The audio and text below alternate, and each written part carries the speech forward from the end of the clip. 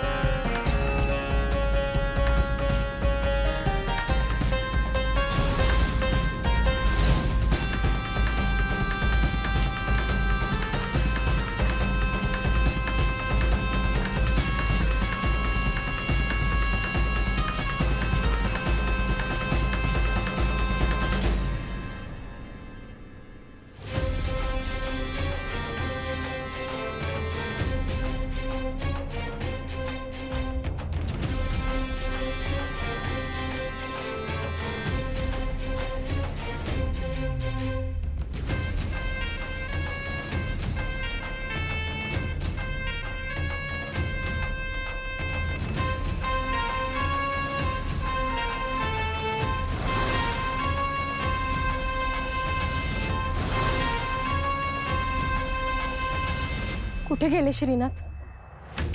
आता देवींना काय सांगू?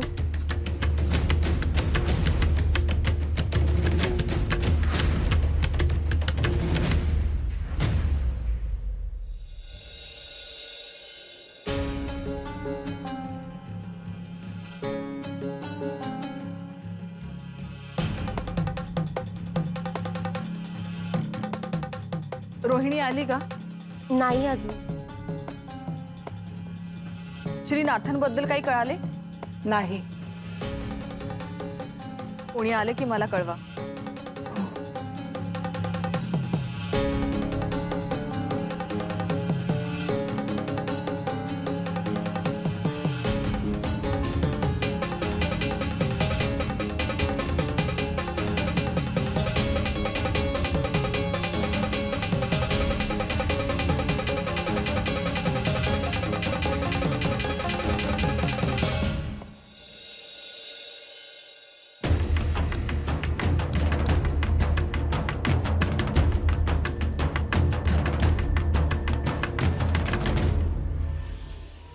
हे देवतांनो, मी आजवर ज्यांना प्रसन्न करून घेतले त्या सगळ्यांनी प्रकट व्हावं ही प्रार्थना.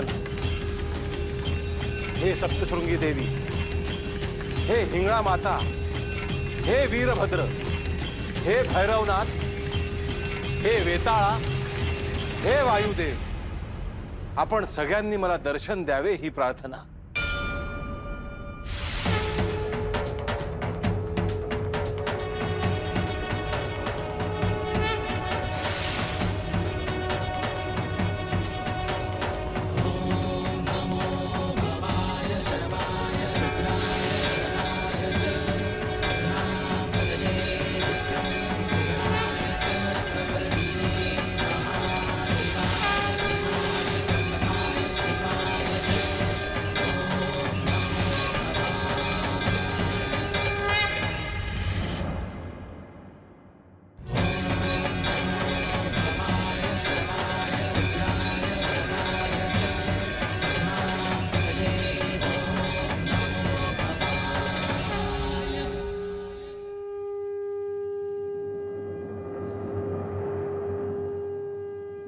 मी आपल्याला राजवाड्याच्या बाहेर येऊन आवाहन केले, कारण आपण आपल्या गणासोबत प्रकट झालात तर त्याची चाहूल लागून स्त्रिया मूर्छित पडल्या असत्या, म्हणून मी ह्या स्थानावर आलो आहे. आपल्याला आवाहन करण्याचे एक विशेष कारण आहे. माझा प्रिय शिष्य गोरक्ष तर साक्षात श्री महादेवांच्या सानिध्यात आहे. मला त्याची काळजी नाही, परंतु गहिनी आणि जालंधर यांना कोणतेही संरक्षण नाही की अद्याप त्यांना दीक्षाही मिळालेली नाही. तेव्हा आपण सगळ्यांनी सूक्ष्म रूपाने त्यांचे रक्षण करावे आणि कृपा ठेवावी ही प्रार्थना.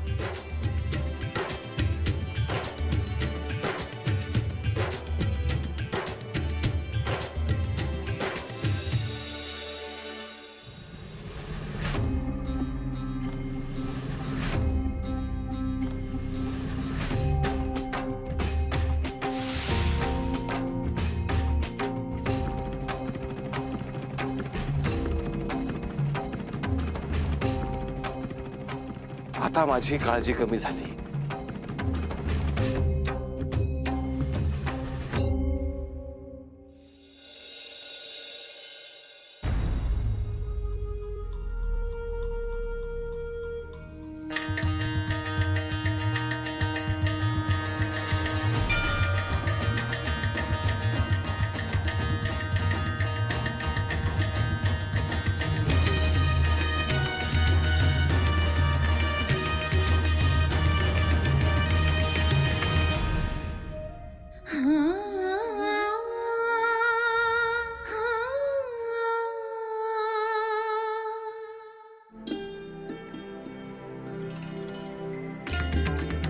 श्रीनाथ, कुठे होतात तुम्ही?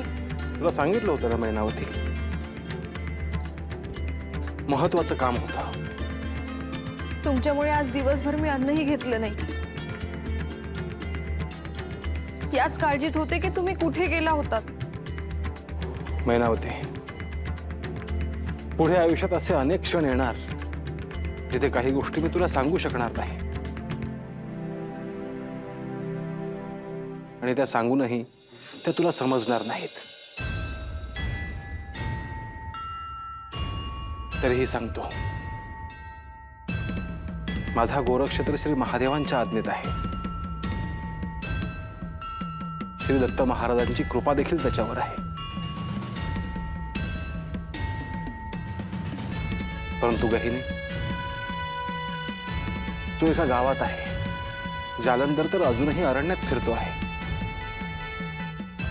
मला त्यांना सहाय्य करायचं होतं.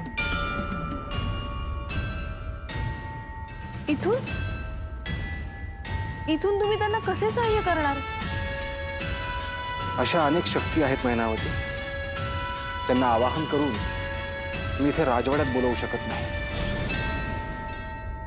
म्हणून त्यांना आवाहन करून त्यांच्याशी बोलण्यासाठी मी एकटा वनात गेलो होतो. आणि त्या सगळ्या शक्ती राजवाड्यात आल्या असत्या तर? मी वेताळाला बोलावलं होतं. त्याच्यासोबत अनेक भूतपिशाच होते. आता तूच मला सांग, जर त्यांना मी इथे बोलावलं असतं तर ह्या राज्यातल्या स्त्रिया घाबरल्या नसत्या?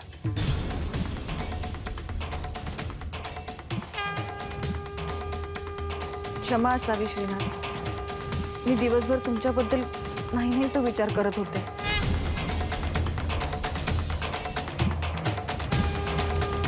आता तरी राग गेला? हो, गेला माझा राग. आज मला तुमच्याबरोबर थांबायचं आहे. तुमच्याशी खूप बोलायचं आहे.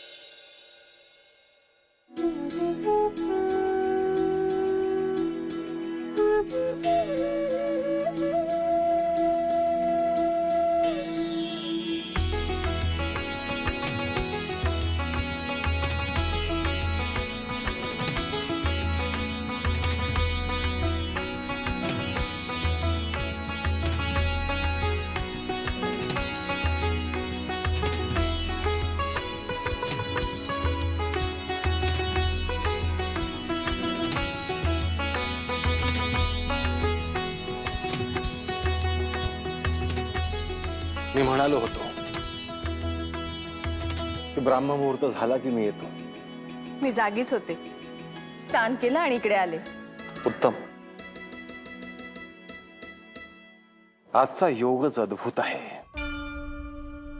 काय आहे आज? आज दत्त जयंती आहे.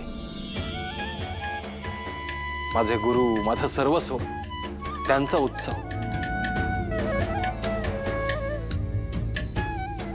मला आधी सांगायचं ना, मी पूजेची सगळी तयारी केली असती. मैनावती, आधी समजून तर घे, श्री दत्त तत्व काय आहे. मी उत्सुक आहे. मी तुला हे का सांगतो आहे ते आधी ध्यानात घे. श्री दत्त गुरूंचे स्मरण पूजन करशील तर चित्त शुद्धी होईल. भक्तीची, साधनेची गोडी लागेल. तुम्ही जे सांगाल ते मी जीवाचे प्राण करून ऐकेल.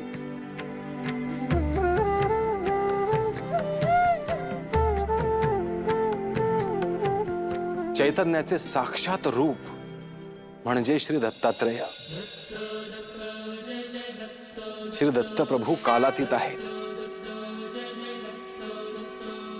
त्रिकाल ज्ञानाचे ते स्वामी आहेत.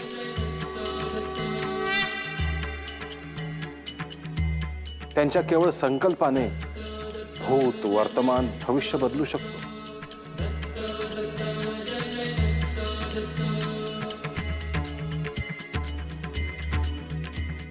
या सृष्टीची उत्पत्ती, स्थिती, लय हे त्यांच्याचमुळे होते.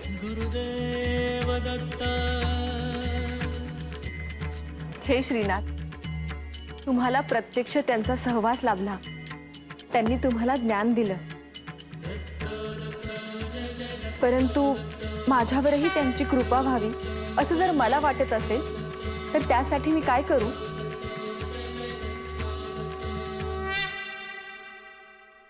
त्यांची अनुकंपा व्हावी असे वाटत असेल तर प्रथम अहंकार नाहीसा व्हायला हवा.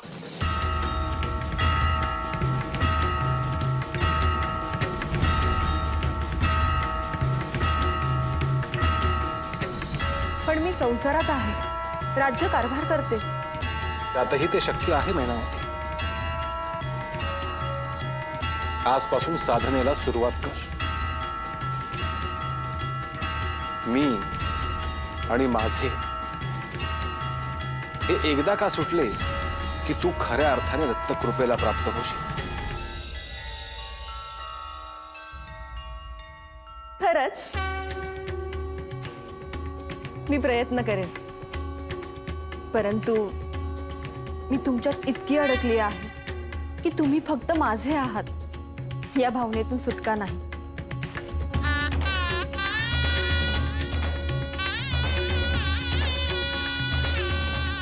दत्तगुरूंचे नामस्मरण हेच तुझ्या सर्व प्रश्नांचे उत्तर आहे मैनावती.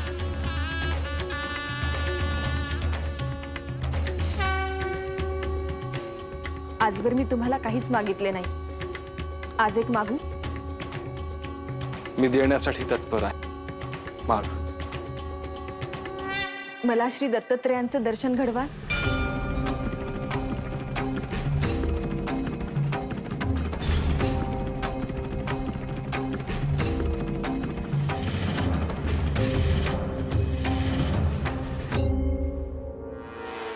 काय झालं?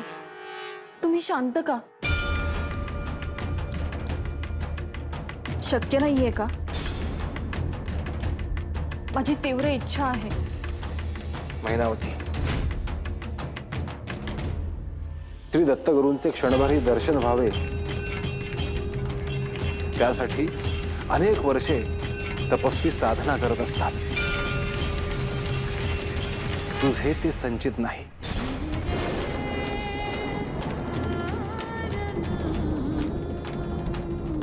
माझे सर्व संचित तुम्हाला प्राप्त करण्यासाठी खर्ची झाले.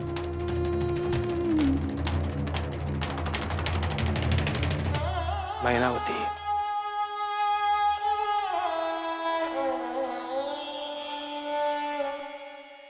महादेव शंभो.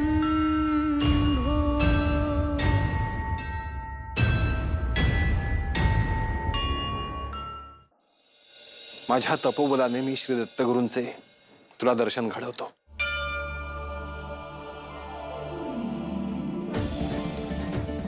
समोर पहा.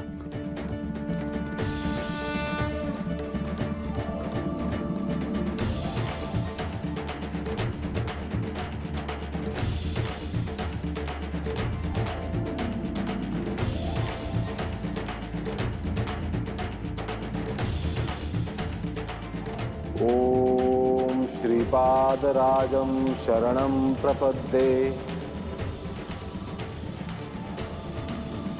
ओम श्रीपादराजं शरणं प्रपद्ये.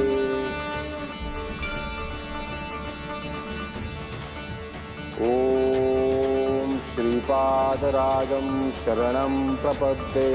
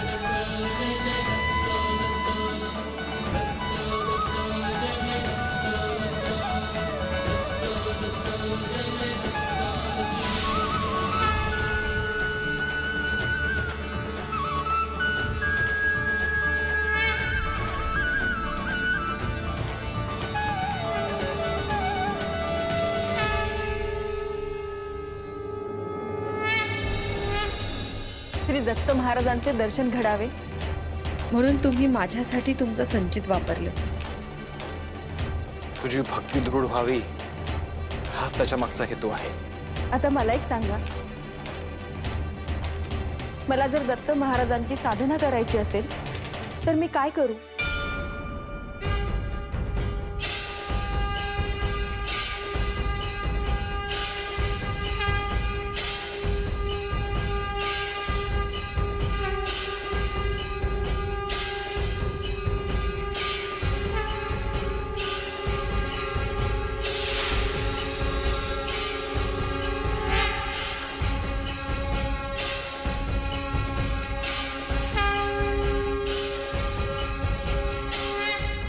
हे काय आहे?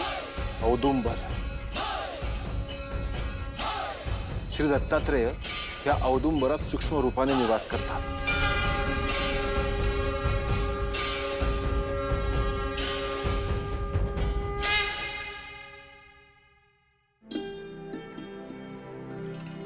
या राजवाड्याच्या परिसरात हे आपण लावूया. तू त्याचे नित्य पूजन कर. त्याची शुचिर्भूतता सांभाळ. हो, निश्चितच. आता आपण ह्या औदुंबरासाठी योग्य स्थान शोधूयात. तू पूजेचं ताट घे.